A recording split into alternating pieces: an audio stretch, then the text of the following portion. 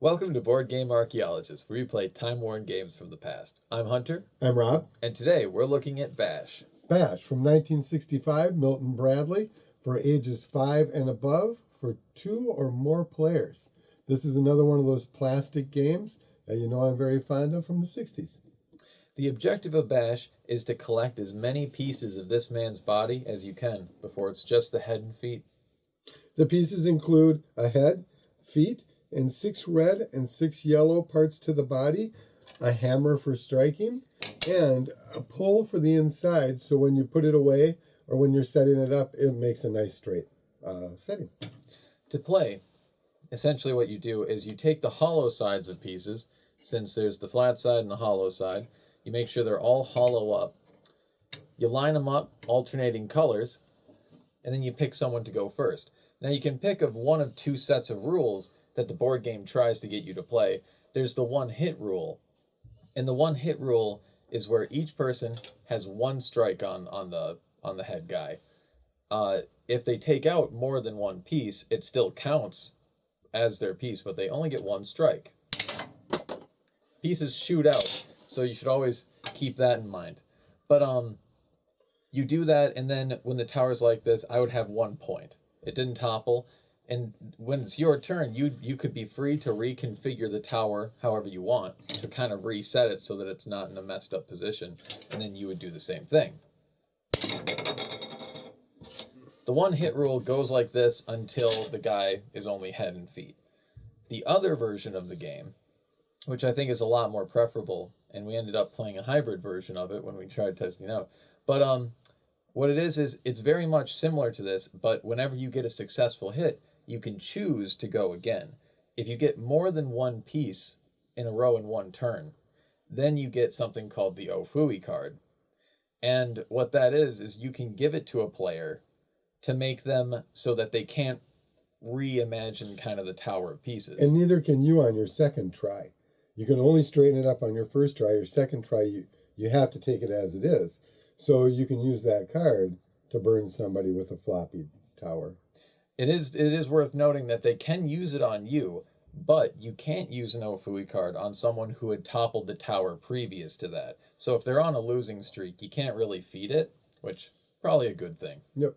And the Flea Card that you're seeing on the screen right now, we had to make because it's part of the box art, and whoever had this game before me cut it out and did not leave it in the box.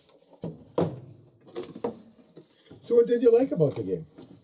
I really like, personally, I'm a fan of these like little kind of skill-based things. You know, I like chance games. I like dice games and spinner games. But I really like games that you can get good at, and it actually reflects in matches. Yeah, I always feel for some reason everything plastic should be painted. So I love plastic pieces, but I think it reminds me of my love for building monster models and model kits. So every time I get something like this, or Cold Feet, which you'll see in the future, or Silly Safari, or one of those other games you're going to see in the future, all these plastic pieces, I always envision painting them. But then you don't, because it's a game. Now, if I had 2 copies of it, I might do that. But again, it's one of those plastic things, and anybody who's watched our show knows that I grew up in the 60s and early 70s, and plastic was really big back then, and that's probably my favorite part about it. Is there anything you didn't like about it? One of the things I wasn't, and I don't know if this has to do with just like an erosion It's an type age thing, yeah. But the head is horrifying. It's just really a nightmare aesthetic.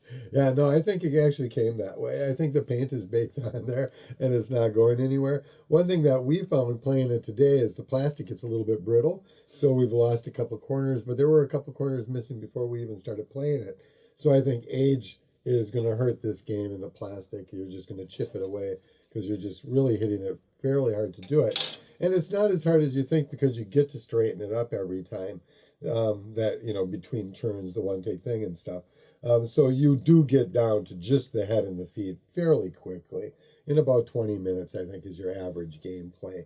So that's pretty cool about it. What I didn't like about it is it's just kind of what it is. It's a one-horse game. It's like you can do this, you can hit it once, you can hit it twice, you can play it once. Do you really want to play it again unless you add a drinking element to it or something like that? It really is kind of a one-horse thing. But it's a cool display kit. It's a cool display toy, and I love the aesthetics of it. Well, thanks for watching. Yeah, and if you want to know more about us, check us out at toyarchaeology.com, and you can check us out on Facebook as a group and a page, and don't forget to subscribe to us on our YouTube channel. See you next time. Bye.